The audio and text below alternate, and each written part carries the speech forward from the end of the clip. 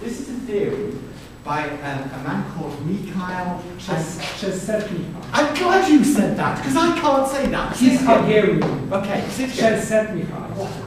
Csikszentmihalyi. And in a moment he will spell it for you, because I can't. I can't spell it. Oh, okay.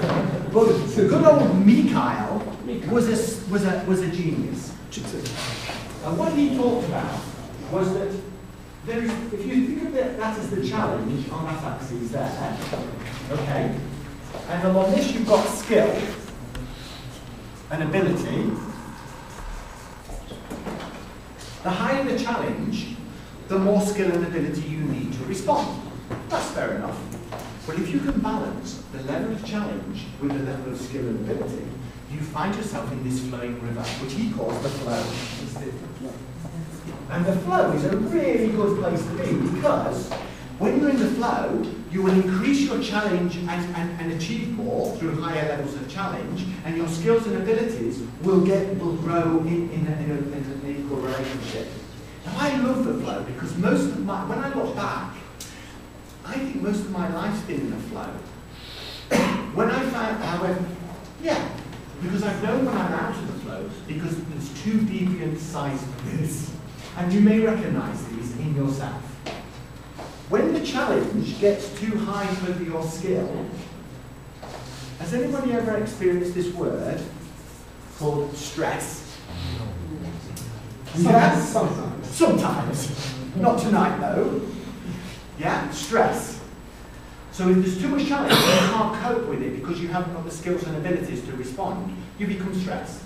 Well, I do, and most people do. And Mikhail says that's not a good place to be, because if you get too stressed, you go into a zone which is called the drop-out zone.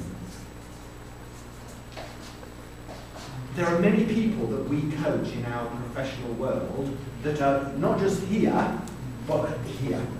Yeah? And what we have to do is bring them back into the flow. Once you've got them into the flow, as a coach or mentor, you can disengage and move on.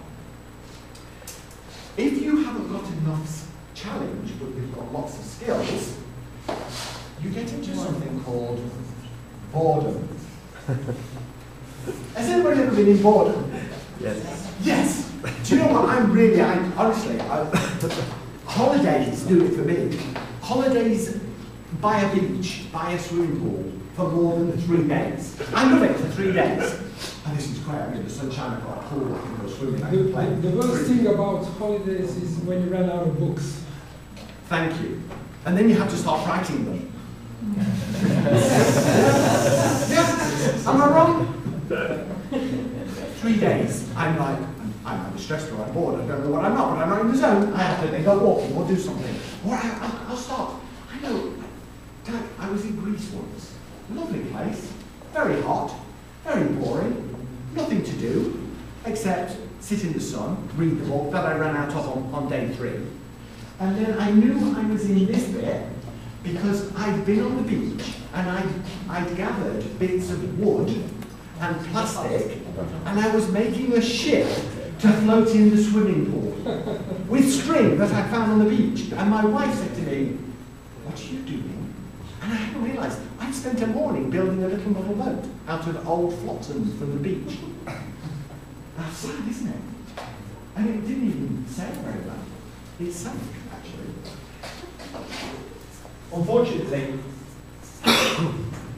that's where you end up here all the time. The drop-out zone. So if you get too bored, you can drop out. Now, just think of where you're at. Just think of this.